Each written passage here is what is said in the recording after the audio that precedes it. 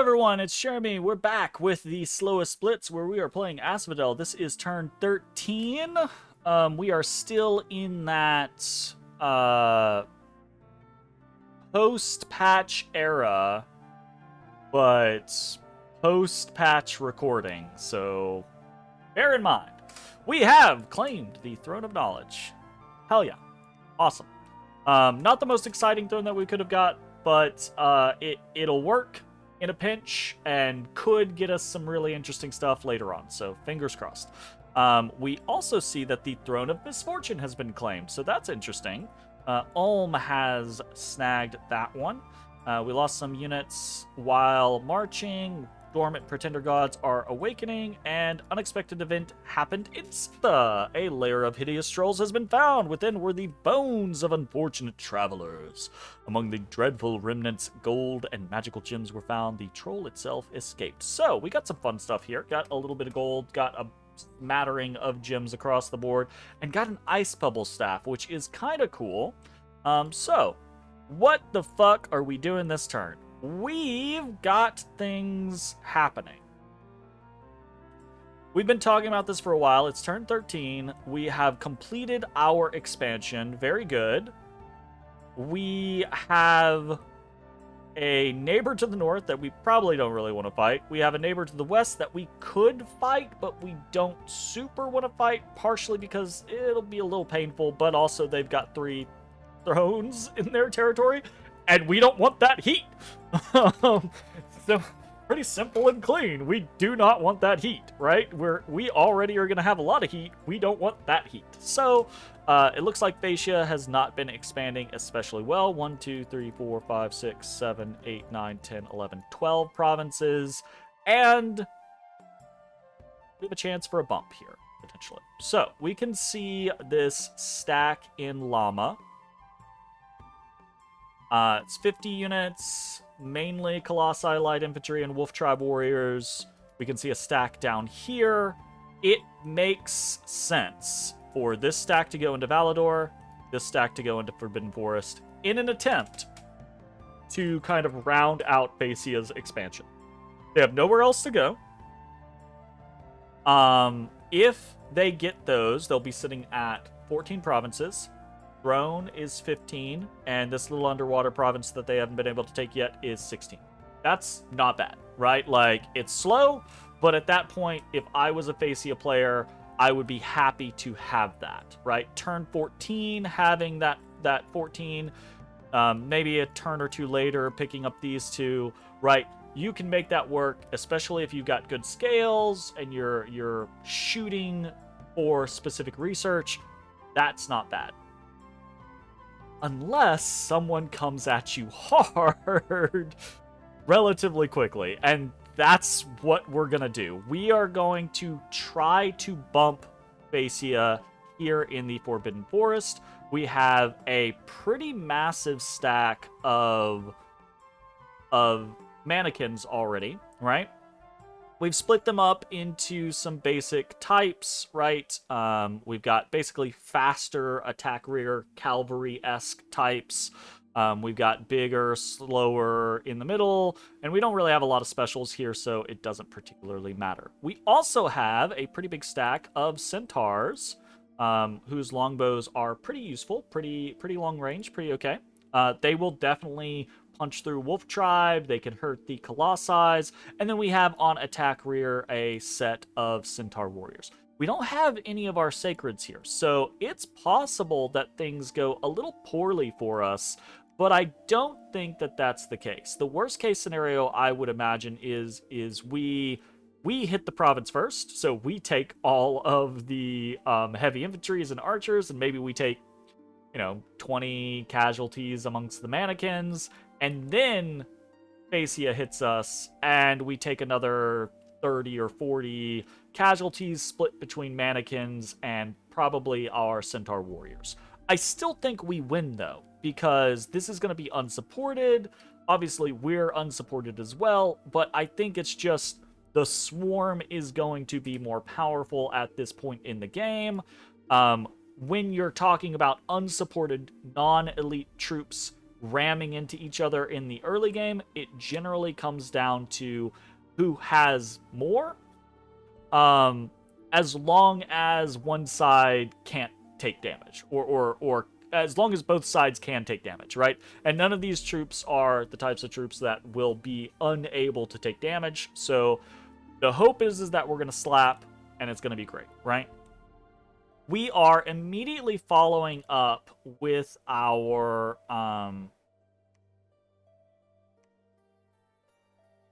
what? Oh, I clicked the wrong thing. Sorry. We're immediately following up by bringing homemade sweets and all of our black centaurs down towards Imicton. Unfortunately, we can't make the run from Shadowglade all the way to Forbidden Forest, but once we're in Imicton, we will be able to, we will be able to jump from Imicton to Llama, right? Or we should be able to, because we'll have reduced costs for exiting out of Llama and then, or exiting out of Imicton, and then that should give us enough to get to Llama. So we should be able to, if we bump here, we should be able to combine forces from Forbidden Forest and Imicton into Llama into one big force. So that's the overall game plan. We are also bringing in forces, right? Couple more Black Centaurs coming in from Asphodel, and we're starting to gather a bunch of forces here in Monarch Woods for a second strike force, basically, right? So this force will be able to march south through Forest of the Lost and into New Coast, and hopefully, right, this isn't an insubstantial number of units, but it's not a huge threat to us. This is, I would assume, the entire rest of the Phaeacian army, and they're about to hit a big heavy cav province. They might take a fair amount of losses. If we bump here and we destroy this unit, and they take a fair amount of losses fighting in Valador against these heavy cav, we might not have much of a threat against us, right? So the idea, bump, hope for losses, and then just smash towards Phaeacia relatively rapidly so we can try to take the cap as quickly as possible. Get it before we reach the point to where Phaeacia has any real research and becomes a threat, right? So that's the overall goal. Got a bunch of units here, or coming here, right?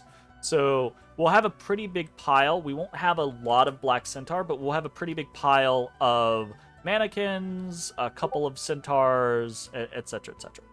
We also have been getting a lot of Carrion commanders here lately, so we are sending them all out all over the place, picking up units all around. We forgot to turn off recruitment over here for these centaurs, so we have quite a few more centaurs here now, so we're gonna have to go pick those up. And I am getting spammed on Discord, so in a momento, cancel that, sorry. And yeah, that's the generalized game plan. We have a Dryad Hag out site searching now, trying to get things going in that regard. We're building another temple in Shadowglade. We already have a lab there. We're casting Grow Fortress in Imicton, so that's going to be up, and we're going to be able to immediately start... we'll have a temple going down this turn as well. We'll immediately be able to start recruiting Lizard Shamans, which will be interesting. Although maybe we won't actually recruit that many of them, because we were very excited about them initially because it was like, oh, Astral, nice. But now we have Sages, right? So... also Astral, so we're probably going to be going for more Sages, which we're already recruiting some. Recruiting more Black Centaur, more Centaur Warriors, more Dryad Hags. We're going to be spamming the fuck out of Dryad Hags. Our research is ramping. By the time we hit turn 20, especially with the inclusion of Sages, we should actually be hitting 250, 300 research. So...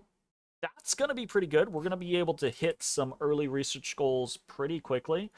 of course, we've talked about this already. Main ones being Group Barkskin at Alteration 4, and then, of course, Mother Oak at Alt 5, right? Um, Group Barkskin is going to be a way to turn all of our Dryad Hags into combat power, right? It'll bump basically all of our Minotaurs and Black Centaurs and regular Centaurs, because they all have the same fucking armor or protection. It'll bump all of them from 9 to 13. And then whatever their Berserk is if they do get hit, right? So for Berserking 4, that's going to go up to 17 protection. And 17 protection's not bad, right? Like, so 17 protection is you take a hit as a Black Centaur, you start berserking, and then all of a sudden you're quite a bit harder to kill, right? Like, you're still very hard to hit. Whatever hit you was probably relatively lucky, or maybe like an arrow or something like that.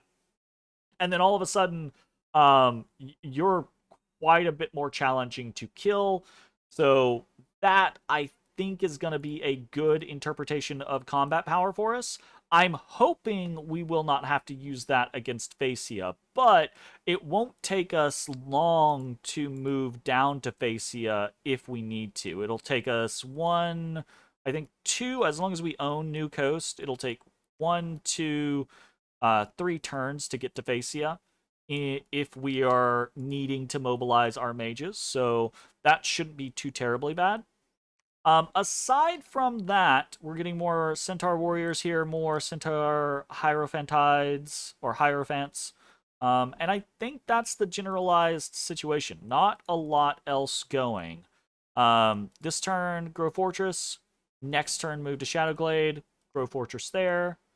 The turn after that, and then the turn after that, up to Sylvania, grow Fortress, right? So we've got turn 14 will move, turn 15 we'll have another fortress in Shadowglade, turn 16 will move, turn 17 we'll have another fortress in Sylvania. And that should be all of our nature gems, basically, at that point. And we'll want to, at that point, probably... It depends, right? Like, if things go super well against Phaeacia, we might need to drop down here and start putting things elsewhere. But we might also want to get Shade Forest, and or we might start to want to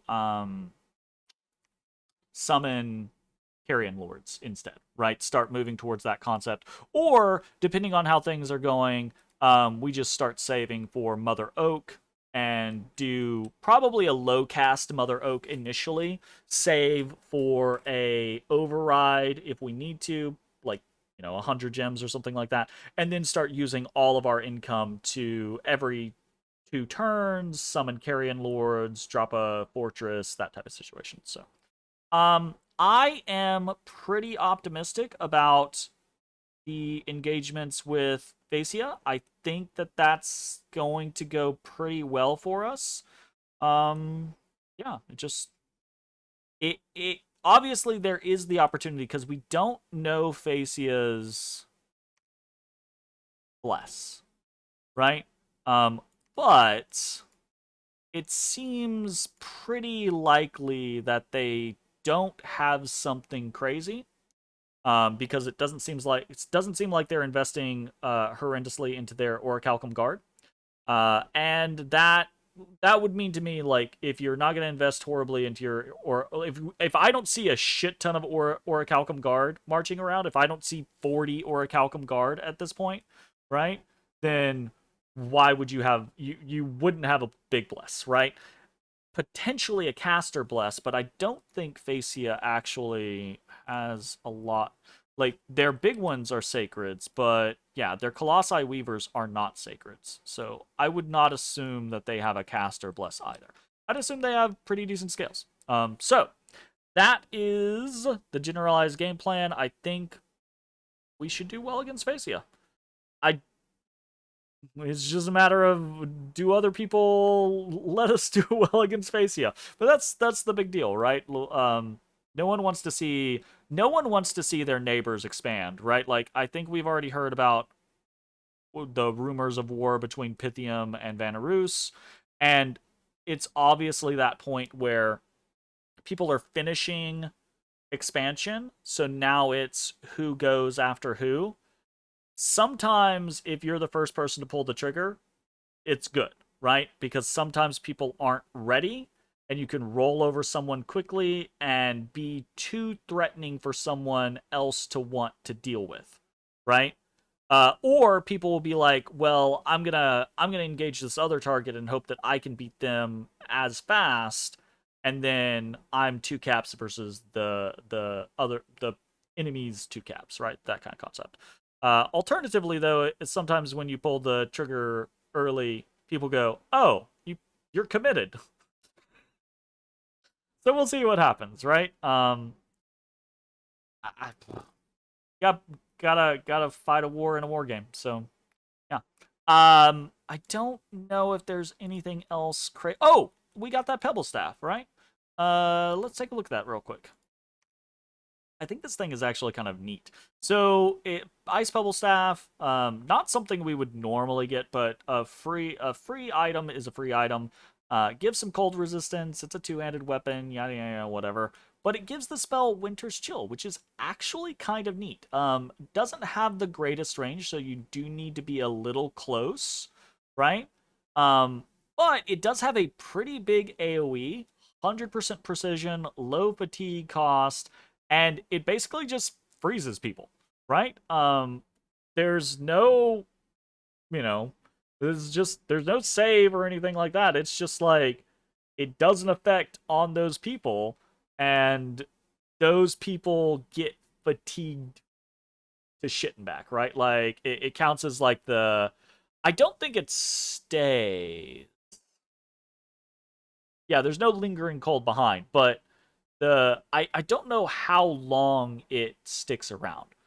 That being said, this could actually be somewhat useful against Phaeacia. These guys don't have like natural cold resistance or anything like that. And they're 2 to a square at size 4 if you're looking at the Colossi Light Infantry. So hitting 5 squares of people with this is actually not bad, right? Like, that's pretty decent, like, early game advantage, and we're probably going to employ it. We'll probably put it on like a Minotaur or maybe one of our Dryad Hags. Though probably not the Dryad Hags. We'll put it on someone who doesn't have anything else to do, and then just kind of like stick them towards the front and say, free some people, right? So yeah, that's fun. I'm glad to have it. I wish I had taken luck, because having everything that we have right now, but also having luck would have been just would have been so choice. It would have been great. If I could go back in time and like not take mending bones, I probably would have done that just to get like a pointer. I think it would have given like up. We definitely would have been able to afford 1 luck. I don't know if we would have been able to afford 2 just off of the back of mending bones. I'm not sure. Anyways, that is the end of this video. Thanks for watching. We will see you next time on turn 14, which may or may not be the start of a war. Bye, everybody. Hey, everybody. Thanks for watching. If you enjoyed the video, consider leaving a like, commenting, or subscribing. It really helps me out. If you'd like to see me live, head over to my Twitch at twitch.tv/thedistanthorizon.